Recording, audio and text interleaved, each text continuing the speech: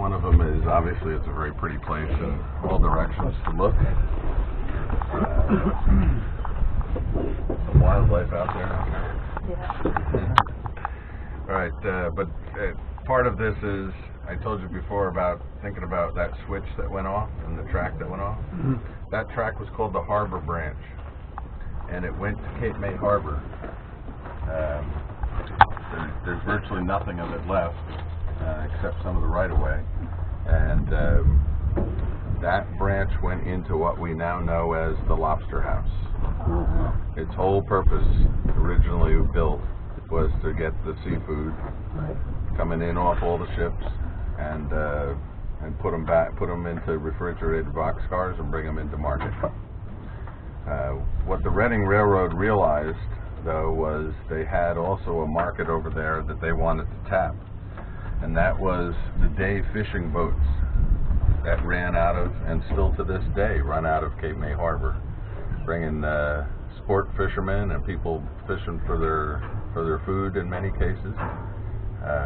They would run out of there, so they ran during the summer season.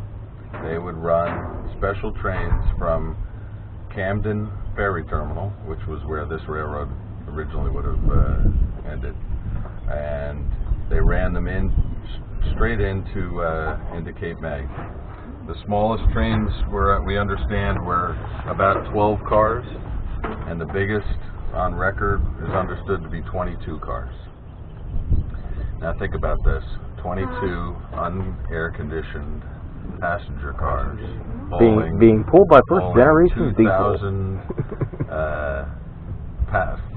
fishermen who go out for the day and then come back and carrying their catch. What a stink that must have been, right? Now, I am a fisherman, and actually I wouldn't have even noticed. Right? But can you imagine, one of the other guy who does the narration with us always likes to say he's not a fisherman. Can you imagine the commuter on Monday morning that got on those cars to go to work? That must have been some trip that time. Probably swore them off of seafood after a while. So that's where that went, and how that can relate to what we know as today is, if you go into the Lobster House and you walk in and you see the photographs that are hanging there, most of them are going to be sea type, fish or vessels or whatever. But you also see passenger trains, and those passenger trains are actually those trains. It was the only time that you would have had passenger trains in there was to run those fishermen specials. So a little bit of history when you go in there. If you go in with somebody you know, you can say, hey, you know what? This is what happened. How do you know that? Casey told me. All right, so one of the other things we right here, you see a tree line on the left-hand side. It goes out to a point, and on the right-hand side, thank you. Where's my slide? You only got a rock and coal. Gotcha.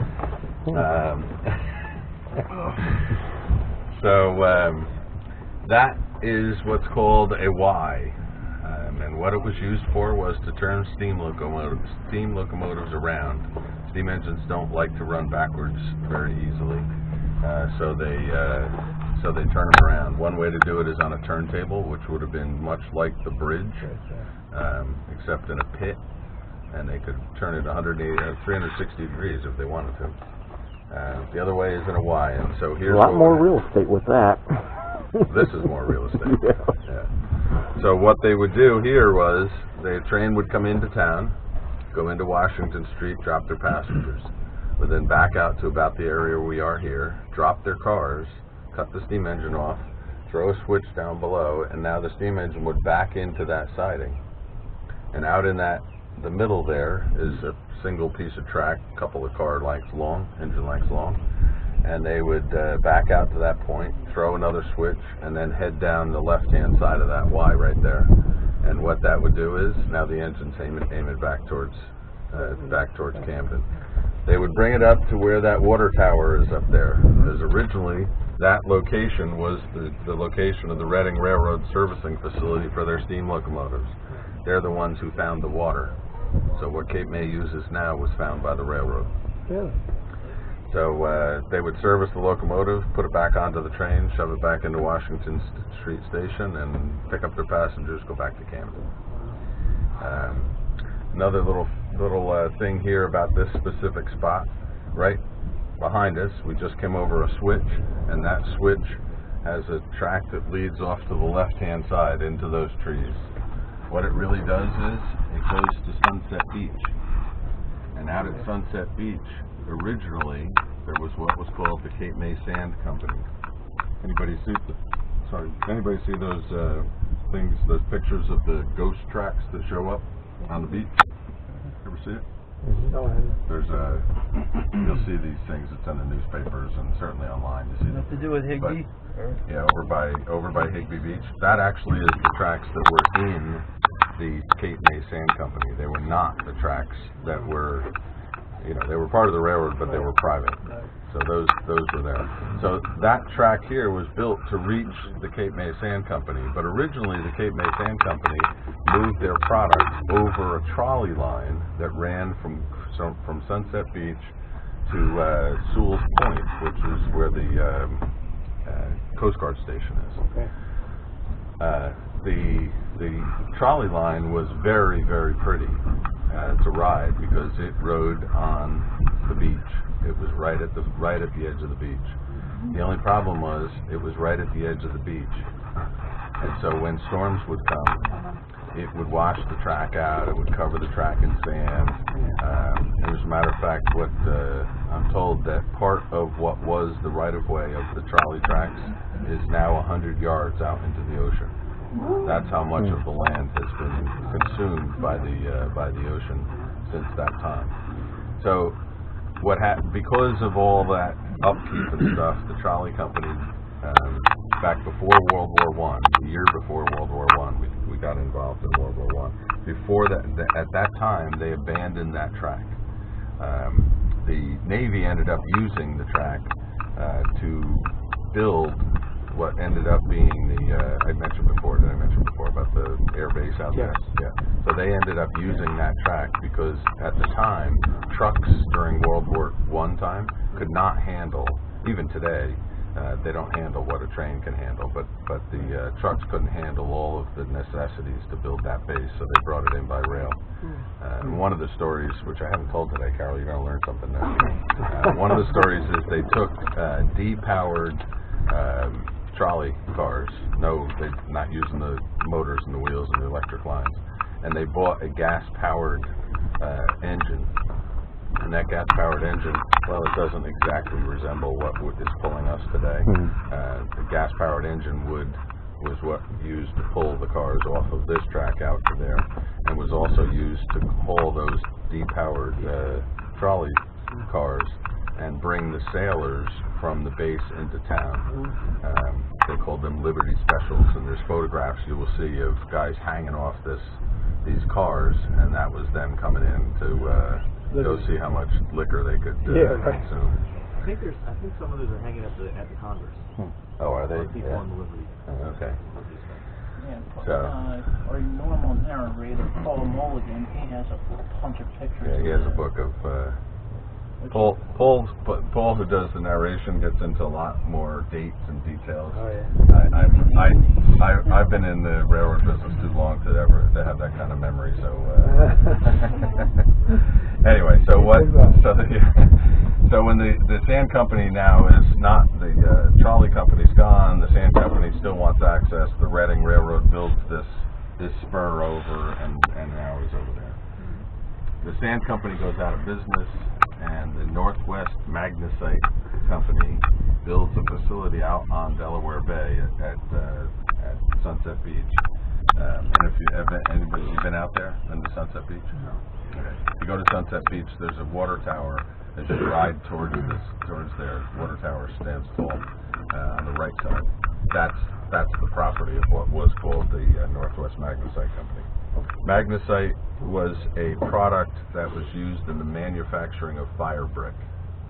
Fire brick was and still is used, but it was so much used back in the day when steam was king not only on steam engines, locomotives, but also in ships and in homes, and there was so much more that we were used. So the guys picked up a few pieces of stuff over here and gave it to me because fire brick, as I say, it was used to burn coal. So there's a piece of coal. Right? When you burn coal, you get something, and here's a huge piece of it. Clinker. You get something which is, you use the word clinker. It is the ash, the cinder, the remnants of burning coal, and it is the parts of the coal that do not burn. It is the metallic and the rock, whatever it is. If you look in this piece, you'll see a little bit of everything. A fireman's worst nightmare. So, but why it's here isn't because of the magnesite company, not directly anyway. It's because the railroads, because so much coal was burned and so much ash, so much cinder, so much clinkers were available, they decided that they would use them as ballast to hold the railroad together. Now, ballast is necessary because without ballast, the railroad will not stay in place. It will literally become a piece of spaghetti. You don't want to eat it. It will not stay in place because the sun, in its heat and the cold of the winter night or even a cool summer night changes the temperature so much that the expansion and contraction of the railroad will literally bend it and put it out of place. There's been derailments that have happened. They call them sun kinks. I've been on Amtrak where they've had to slow it down. Oh yeah, happens even under properly or theoretically properly maintained and installed. Where it usually happens is, especially nowadays. Nowadays we have welded rail. They don't have stick rail. They have pieces that are quarter mile each. And because of that, their expansion and contraction, the lack of joints makes it even worse. And so when they put it down in the cold, as an example, they have to heat the rail.